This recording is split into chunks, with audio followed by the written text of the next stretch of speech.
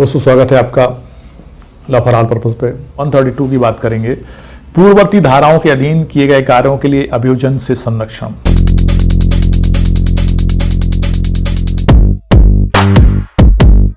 अभियोजन संरक्षण मतलब जो कार्यवाहियां इनने की, चाहे वो कार्यपालक मजिस्ट्रेट ने की हो, चाहे वो पुलिस अधिकारी ने की हो जो सब इंस्पेक्टर से रैंक के नीचे का नहीं है, या सशस्त्र बल द्वारा कार्रवाई की गई हो, तो ऐसी कार्यवाहियों के विरुद्ध अभी अभियोजन लगाए जाएंगे। तो उनसे संरक्षण के बारे में सेक्शन 132 बात कर रहा है।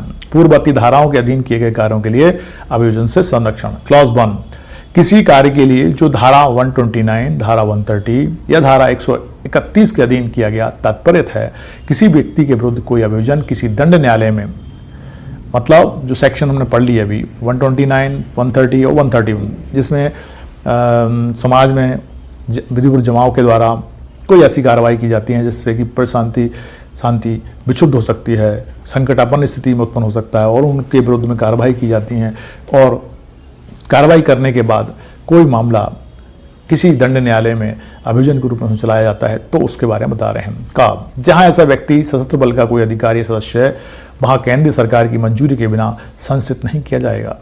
अच्छा, उसके बारे में बता रहे हैं कि जो मामला यदि लाया है और वो ऐसा व्यक्ति जो सशस्त्र बल का कोई अधिकारी है या सदस्य है, तो उसके विरुद्ध यदि कार्रवाई करनी है या मामला लाना है तो पहले केंद्र सरकार से मंजूरी लेनी पड़ेगी। उसके बिना उनके विरुद्ध मामला संस्थित नहीं किया जा सकेगा। ठीक है। किसी अन्य मामले में राज्य सरकार की मंजूरी के बिना संस्थित नहीं किया जाएगा।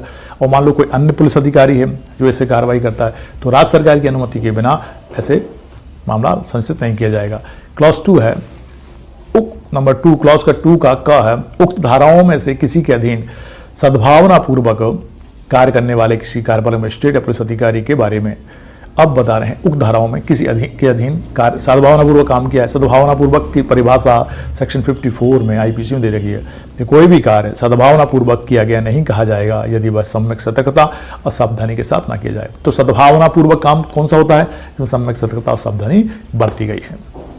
यहाँ कार्यपालक मजिस्ट्रेट और पुलिस अधिकारी के बारे में हम बात कर रहे हैं। धारा 129 धारा 130 के अधीन अपेक्षा के अनुपालन में सद्भावनापूर्वक कार्य करने वाले किसी व्यक्ति के बारे में। धारा 131 के अधीन सद्भावनापूर्वक कार्य करने वाले सशस्त्र बल के किसी अधिकारी के बारे में।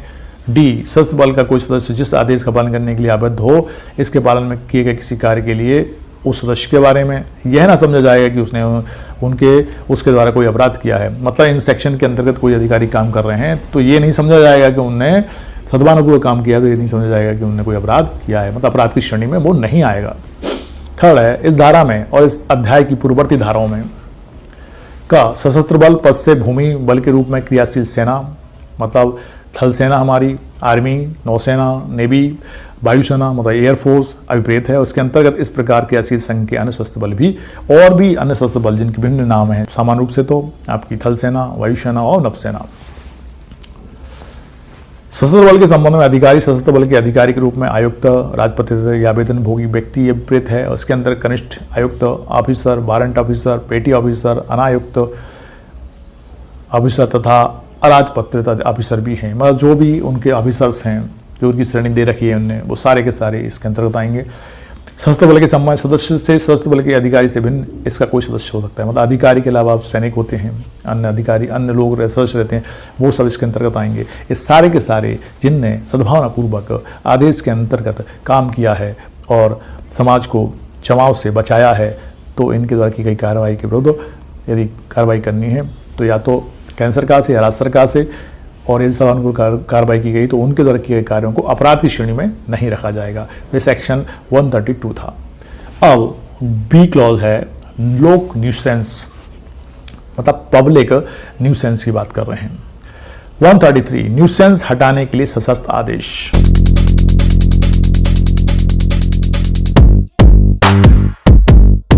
नंबर 1, जब किसी जिला मजिस्ट्रेट या उपखंड मजिस्ट्रेट, जिला मजिस्ट्रेट मतलब डीएम, उपखंड मजिस्ट्रेट डीएम हो सकता है, एसडीएम हो सकता है, क्या या राज्य सरकार द्वारा इस निमित्त विशिष्ट या सशक्त किसी अन्य कार्यपालक मजिस्ट्रेट का किसी पुलिस अधिकारी से रिपोर्ट या अन्य इत्तला प्राप्त होने पर और ऐसा साक्ष्य यदि कोई हो लेने पर जैसा वह ठीक समझे यह विचार है कि, मतलब इन्हें बता दिया किस कंडीशन में लोक न्यूसेंस को हटाया जाएगा।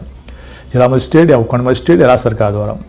इस निमित्त विशेषता सशक्त किसी अन्य कार्यपालन मजिस्ट्रेट, मतलब इसी कार्य के लिए कोई अन्य सशक्त मतलब पावर दिया हुआ कार्यपालन मजिस्ट्रेट का किसी पुलिस अधिकारी से रिपोर्ट पुलिस अधिकारी रिपोर्ट है या अन्य इत्तला या डायरेक्ट इत्तला मिली है, ऐसा साक्ष्य यदि कोई हो, साक्ष्य भी है, लेने पर जैसा वह ठीक समझे, मतलब ले भी सकता है और साक्ष्य आ भी सकती है और इत्तला भी आ सकती है, के आधार पर उनका विचार है। क्या विचार है, किसका विचार है, कोई डीएम का, एडीएम का, कार्यपालन में से जो इसलिए इस हेतु नियुक्त है, पुलिस अधिकारी से रिपोर्ट ली है, इत्तला मिली है, उसके बाद पर उनका विचार है, कोई साक्ष्य मिला है। क्या है, नंबर 1, किसी लोक स्थान या किसी मार्ग, लोक स्थान मतलब पब्लिक प्लेस है, या किसी मार्ग मतलब कोई मार्ग है, नदी है, जल सरणी है, जो जनता द्वारा विधिपूर्वक उपयोग में लाई जाती है या लाई जा सकती है, कोई विधि विरुद्ध बाधा या न्यूसेंस हटाया जाना चाहिए। मतलब उसमें कोई लोक न्यूसेंस, कोई न्यूसेंस हो गई है या बाधा उत्पन्न हो गई, किसमें, नदी में, मार्ग में, जल में, और जिसका उपयोग सामान्य रूप से जनता करती है, उसमें कोई बाधा उत्पन्न हो गई है, वो किसी भी तरह से हो सकती है। खा, किसी व्यापार या उपजीविका को चलाना, किसी माल या पण्य वस्तु को रखना समाज के स्वास्थ्य या शारीरिक सुख के लिए हानिकारक है। अब वहीं व्यापार है, उपजीविका को चलाने के लिए किसी कोई माल को रखा गया है, कोई ऐसी वस्तु को रखा है जो समाज के लिए, स्वास्थ्य के लिए, शारीरिक सुख के लिए हानिकारक है, और परिणाम तक ऐसा व्यापार और उपजीविका प्रतिषिद्ध या विनियमित की जाना चाहिए। प्रतिषिद्ध मतलब उस पर रोक लगना चाहिए, या ऐसा माल या वर्ण वस्तु हटा दी जानी चाहिए जो, या उसको रखना विनियमित किया जाना नहीं चाहिए। मतलब ऐसी वस्तु हैं जिनका व्यापार हो रहा है जो नुकसानदायक हैं, समाज के लिए नुकसानदायक हैं, स्वास्थ्य के लिए नुकसानदायक हैं, किस तरह से हानिकारक हैं, तो उन पर प्रतिषिद्ध किया जा सकता है कि बारे में विचार। किसी भवन का निर्माण या किसी पदार्थ का बयान, कोई भवन का निर्माण हो रहा है, कोई पदार्थ है, वस्तु है जिसका डिस्पोज ऑफ हो रहा है, बयान हो रहा है, जिसमें संभाव है कि अग्निकांड या विस्फोट हो जाए, उससे संभावना क्या है कि अग्निकांड हो सकता है, आग लग सकती है, कोई विस्फोट हो सकता है, रोक दिया या बंद कर दिया जाना चाहिए, उसको रोक दिया जाना चाहिए या बंद कर दिया जाना चाहिए।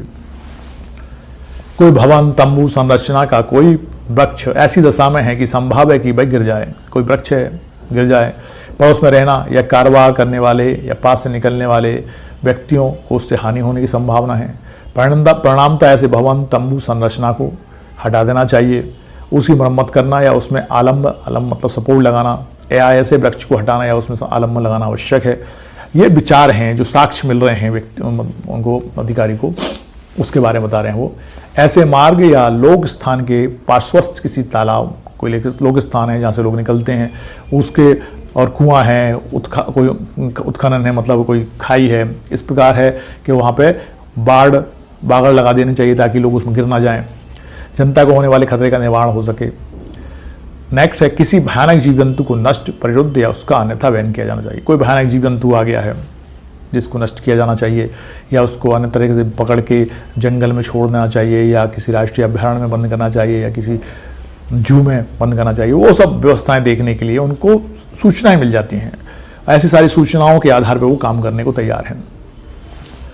तब ऐसा मजिस्ट्रेट ऐसी बाधा या न्यूसेंस पैदा करने वाले, या ऐसा व्यापार या उपजीविका चलाने वाले, या किसी ऐसे माल या पण्य वस्तु को रखने वाले, या ऐसे भवन, तंबू, संरचना, पदार्थ, तालाब, कुएं या उत्खात या का स्वामित्व या कब्जा या नियंत्रण रखने वाले, या ऐसे जीव जंतु या वृक्ष का स्वामित्व या कब्जा रखने वाले व्यक्ति से अपेक्षा करते हुए सशर्त आदेश दे सकता है कि उतने समय के अंदर जितना उस आदेश में नियत किया जाएगा, वह मतलब जो भी व्यक्ति जो उपजीविका चला रहा है या जीविका चला रहा है, जिसने जीव जंतु को पाला है या जीव जंतु उसके कारण आया है, कोई वस्तु है, कोई पण्य पदार्थ है, कोई ऐसी सामग्री है, ऐसा वृक्ष है, ऐसा स्थान है, ऐसा मार्ग में बाधा उत्पन्न करने वाला है, जो ऐसा है जिसका कोई व्यक्ति स्वामी है या उसका रखरखाव करता है, तो ऐसे व्यक्ति को उतने समय के अंदर, जितने समय में आदेश दिया जाएगा कि उसको वहाँ से हटा लिया जाए, और ऐसे आदेश को नियत कर सकता है। तो उसमें क्या, नंबर 1, ऐसी बाधा या न्यूसेंस को हटा दे।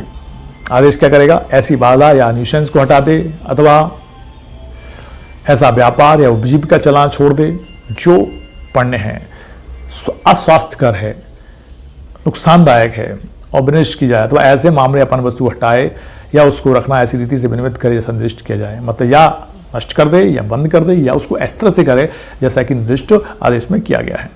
ऐसे भवन का निर्माण रोके या बंद करे, या ऐसे पदार्थ के बैन में परिवर्तन करे। जो डिस्पोज ऑफ हो रहा है, जो पदार्थ या विस्फोट होने वाला है या जो अग्निकांड हो सकता है, उसको ऐसे रोके, इस तरह से विनियमित करे ताकि वो नुकसानदायक ना हो। ऐसे भवन, तंबू या संरचना को हटाए, उसकी मरम्मत कराए, उसमें आलम लगाए, अथवा ऐसे वृक्षों को हटाए या उनमें आलम लगाए जो कैसे हैं, नुकसानदायक हैं, किसी पे गिर सकते हैं, मार्ग पे गिर सकते हैं, लोगों को नुकसान पहुंचा सकते हैं। ऐसे तालाब, कुएं, उत्खाद को बाढ़ लगाए। ओपन पड़े हुए हैं कुएं या कोई खाई ऐसी ओपन पड़ी हुई है, वहाँ से लोग निकलते हैं तो उसको बागड़ लगाए ताकि वो लोगों को दूर से दिखे और लोग उसमें गिर ना जाए। ऐसे भयानक जीव जंतु को उस रीति से नष्ट करे, प्रतिरोध करे या उसका बैन करे जो आदेश में वो बंधित है।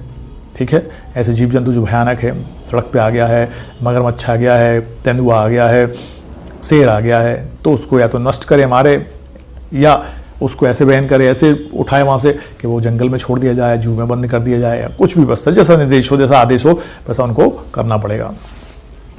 अथवा यदि वह ऐसा करने में आपत्ति करता है, जो व्यक्ति है, जिसका वो माल है, जिसकी वो उपजीविका है, जैसा जिसका जो जीव जंतु है या जिसकी वो जमीन है, वो उसमें क्या करता है, आपत्ति करता है, वह स्वयं उसके समक्ष या उसके अधीन किसी अन्य कार्यपालक मजिस्ट्रेट के समक्ष उस समय और स्थान पर जो उस आदेश द्वारा निर्णित किया जाएगा हाजिर हो, उसमें उसके पश्चात उपबंधित प्रकार से कारण दर्शित करे कि उस आदेश को अंतिम क्यों न कर दिया जाए। मतलब वो व्यक्ति उसमें आपत्ति कर रहा है तो ऐसे व्यक्ति को उस स्थान पर उपस्थित होना होगा जहाँ पे वो कार्यपालक मजिस्ट्रेट है, उनसे वो उस बारे में बात करेगा, चर्चा करेगा, उसके बारे में कहेगा, और यदि न्यायालय को न्यायालय को नियत किया जाए हाजिर होगा, उसके पश्चात उपबंधित प्रकार से कारण दर्शित करेगा और ऐसे आदेश को अंतिम क्यों न कर दिया जाए। उस व्यक्ति से कहा जाएगा कि ऐसी वस्तु को नष्ट किया जाए, बेच दिया जाए, या उसका रखरखाव प्रॉपर किया जाए, या मकान तंबू निर्माण को रोक दिया जाए।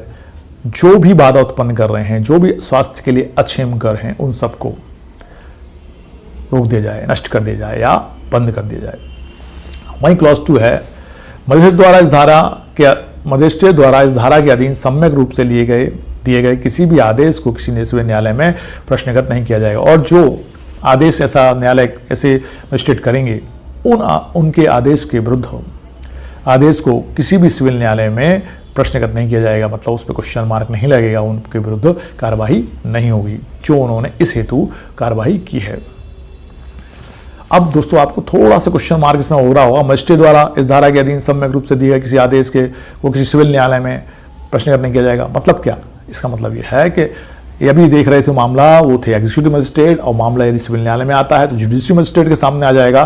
तो यहाँ पे जुडिशरी मजिस्ट्रेट इस मामले में इस मामले को नहीं लेगा, मतलब लेगा क्या नहीं, उनके समक्ष वो प्रश्नगत नहीं किया जाएगा। यदि कर देता है कोई तो उसमें कार्रवाई नहीं होगी।